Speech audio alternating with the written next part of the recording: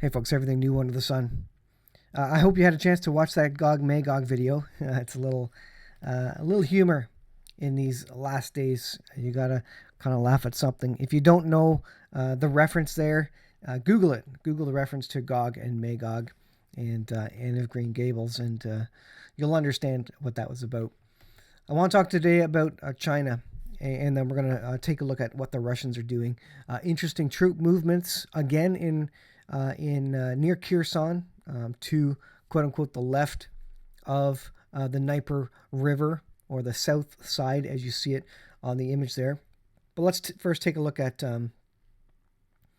this article. This is Xi Jinping tells China's military to prepare for war, fight, and win it. So this is significant. This is from AmericanMilitaryNews.com. This is from November 10th, yesterday. China's leader Xi Jinping recently called on China's military to devote all of its energy to preparing for war.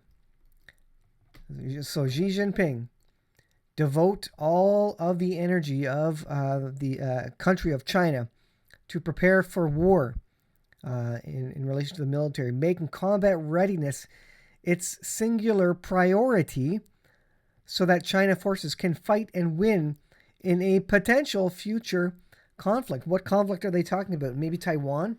Maybe a greater conflict with NATO, because that's what NATO is pushing Russia to in Ukraine. And of course, China backs Russia right now in word and deed, as well as they are helping with the export of oil and no doubt shipments of hardware and other military things. On Tuesday, Xi carried out an inspection of the Central Military Commission of the ruling Chinese Communist Party. According to China's official Xinhua news service, he told CMC that China's entire military should devote all of its energy to carry out all of its work for combat readiness, enhance its capability to fight and win, and effectively fulfill its mission and tasks in the new era. So what war are they looking to in the new era? Well, they know they're going to go to war against the West, against the current world hegemon, against the current world currency holder, the United States and its allied nations known as NATO. These countries, Russia and China, they know what they're up against. They don't care if you think they're right or wrong. They are interested in winning this war, staying alive, and being the next superpowers of the world. It's incredible. Let's take a look at this article. This is from, let me get that into the center there. This is from War News 247, and this is interesting. So this is a report of the Russian military and analysts about the movement of the Russian leadership that gave the green light to withdraw from the right bank of the Dnieper and the city of Kherson. So it's more than that. So when they talk about the right side, they're talking about the north side as they look at it. Basically, it's going kind of from north to south, and so they're on the south side of the river of the Dnieper River. That's what that the waterway is there.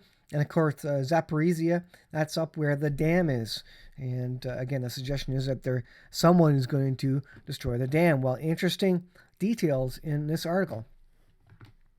The Russians reveal that with the abandonment of the bridgehead on the right bank of the Dnieper, so the north side of that river, look down at the bottom near Kherson, with the abandonment of the bridgehead on the right or north side of the Dnieper, the leadership gave the order to abandon Chaplinka base as well, annihilating all profits from the start of the Russian operation. Now, the language is a little bit funny there because it's a translation, but basically they're abandoning, it says annihilating all the profits, they're abandoning the progress they made in these areas. Now, why are they doing that? And this is the big question.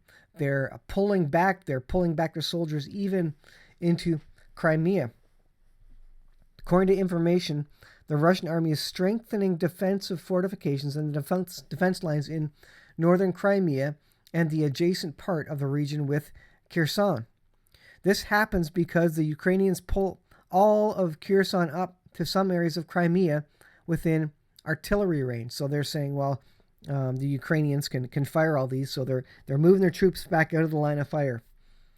It says, what they reveal paints a picture of a Russian tragedy unless they are preparing to blow up the Kakhovskaya Dam. And this is the real question. Is that what they're doing? Are they preparing for the use of tactical nukes? And this is what the rhetoric has been saying. Remember, there has been no retaliation for the Nord Stream bombings. And that was basically confirmed to be UK, Britain, causing that. The evidence that the Russia provided is that it's the UK. And NATO, US, UK, Britain, has not provided any information to prove otherwise. In fact, they've kept information secret. They went and looked at the bombing of the Nord Stream, and they didn't release any details about what happened or who did it. So Russia is biding their time.